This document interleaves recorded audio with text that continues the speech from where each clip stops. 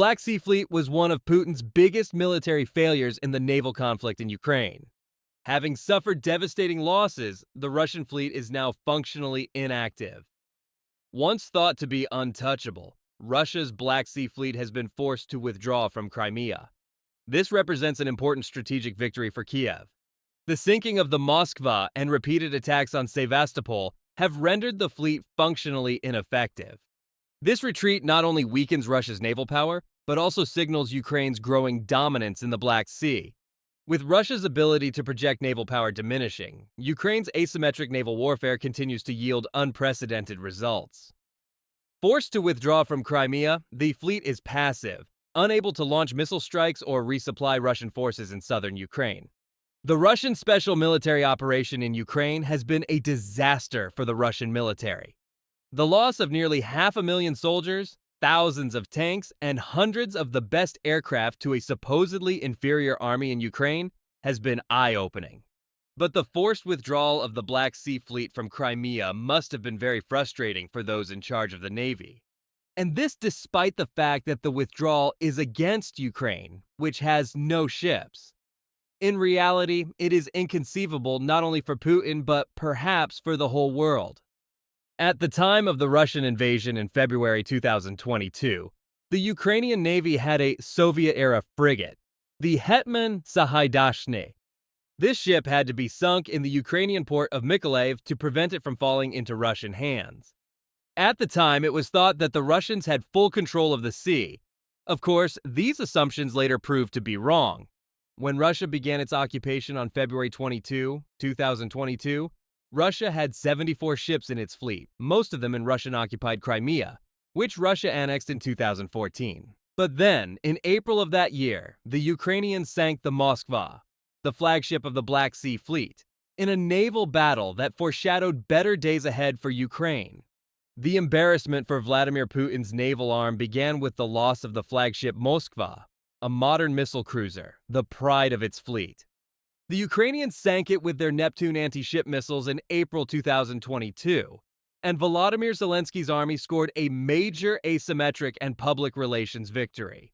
Since then, the situation has not improved, as Russia has lost a large number of ships from its Black Sea Fleet. From March to July 2022, Ukraine's defense at sea was purely defensive. They took advantage of targets of opportunity and conducted anti-access area denial operations near the coastline, where they stopped Russian amphibious operations targeting areas west of the Dnipro River. On June 30, the Ukrainians retook Snake Island. The UN brokered the Black Sea Grain Initiative on July 27, 2022. The Ukrainians sank the Moskva as well as the Alligator-class tank landing ship Saratov.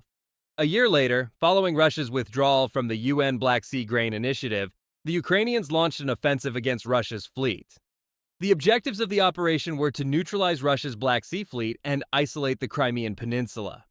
Ukraine's drone and missile strikes were becoming increasingly lethal as it demonstrated the growing sophistication of its domestic drone capability. Accordingly, Ukrainian Special Operations Forces conducted operations that disrupted Russian resupply efforts and troop movements. Since the war began, Ukraine has managed to sink or damage about a third of the 74 ships in Russia's Black Sea Fleet. Russian attempts to disrupt Ukrainian grain shipments at sea were largely thwarted. The Russian Navy had to bomb grain stocks directly, a clear sign that things were not going well.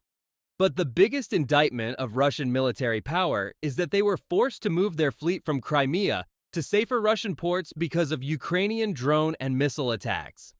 Dmitry Rogozin, Russian senator for the Russian-controlled Zaporizhzhia region and former head of the Russian Space Agency, confirmed that the Russian Black Sea Fleet has left Sevastopol.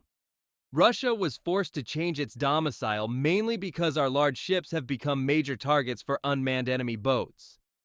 Black Sea ships were once able to launch cruise missiles at Ukraine, but the ships themselves had to remain out of range of Ukraine's anti-ship missiles.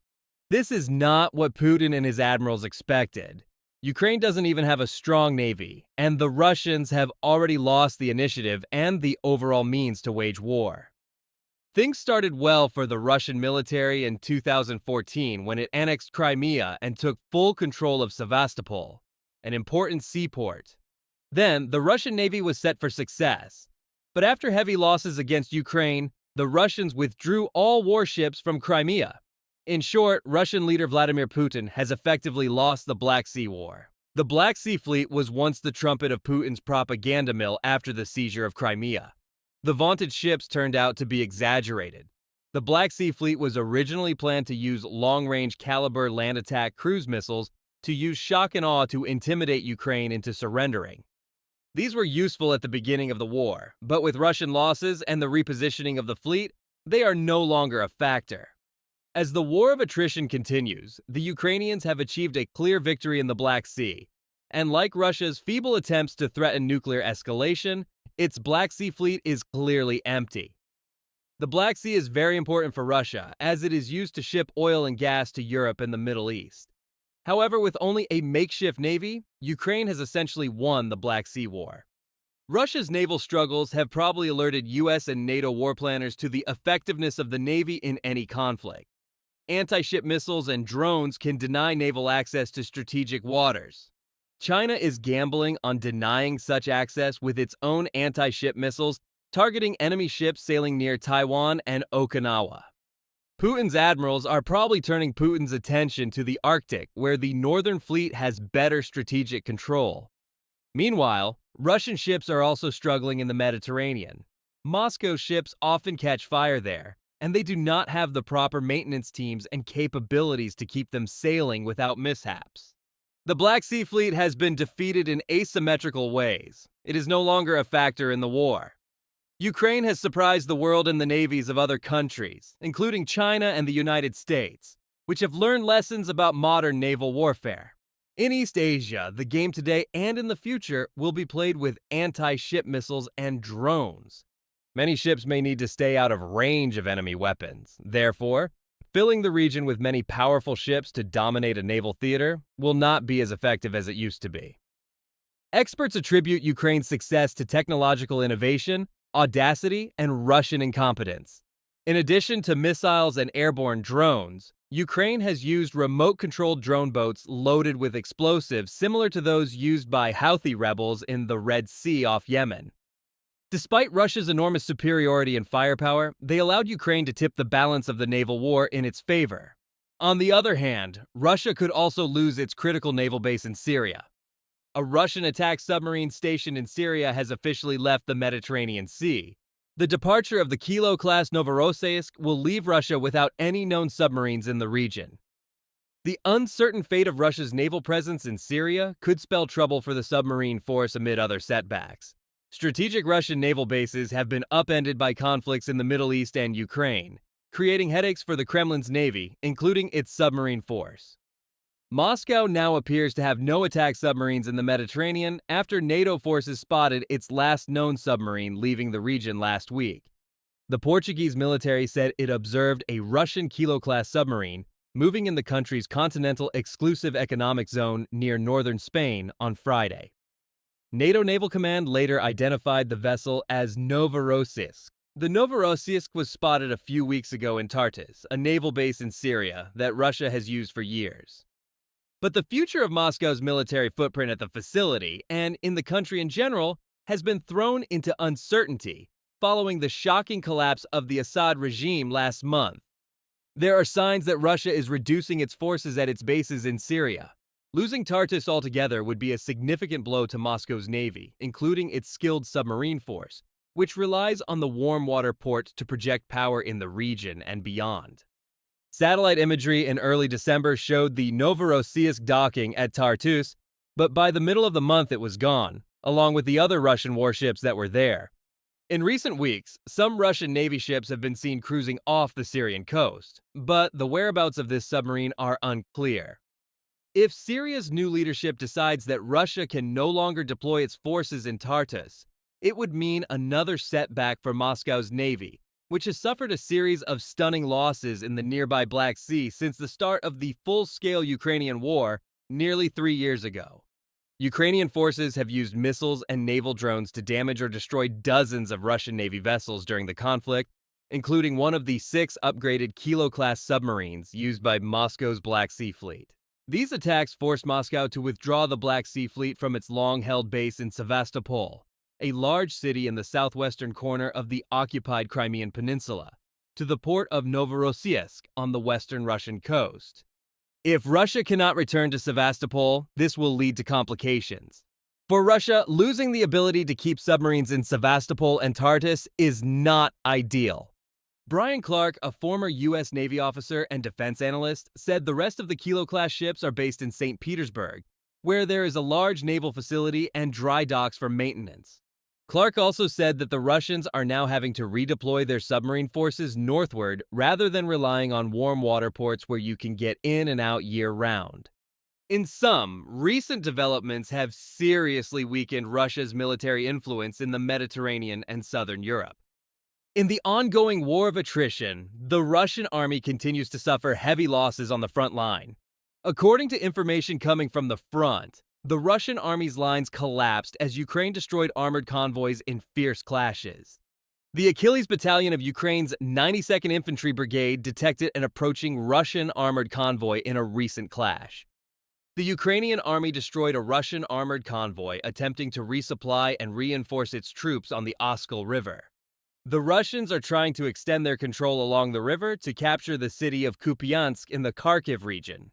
This is the most important sector of their long-standing effort to eliminate the Ukrainian bridgehead over the Oskil River and consolidate their gains in the Luhansk region. Putin's army has managed to reach the riverside village of Krylyakivka, where it is trying to consolidate its forces. However, it is becoming increasingly difficult for the Russians to reinforce their positions due to stretched supply lines. The nearest supply center is in Svatove, 40 kilometers away. And due to bad weather and muddy terrain, Russian convoys have to travel 15 kilometers on a fairly open road. In a recent firefight, the Achilles Battalion of Ukraine's 92nd Infantry Brigade spotted an approaching Russian armored convoy.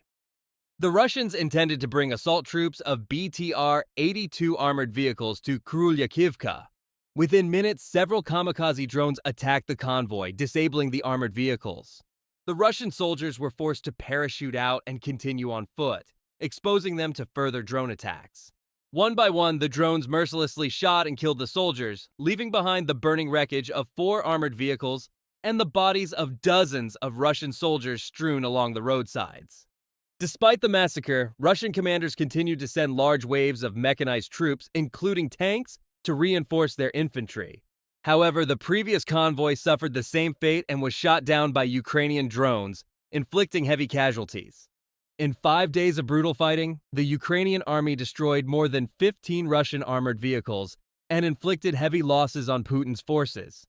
In the last few months, the Achilles Battalion has almost quadrupled in strength. They faced a massive influx of drone operators, paving the way for Ukraine to launch its own counteroffensive to retake the eastern bank of the Oskil River. Also in the Kursk region, the Ukrainian armed forces destroyed 6 infantry fighting vehicles, 1 tank, eliminated enemy infantry, and positions.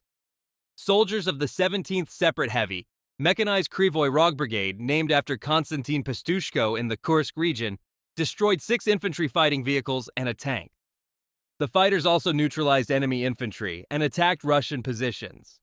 The main losses since the large-scale invasion occurred only in December 2024. In January, the Russian army lost 3 divisions.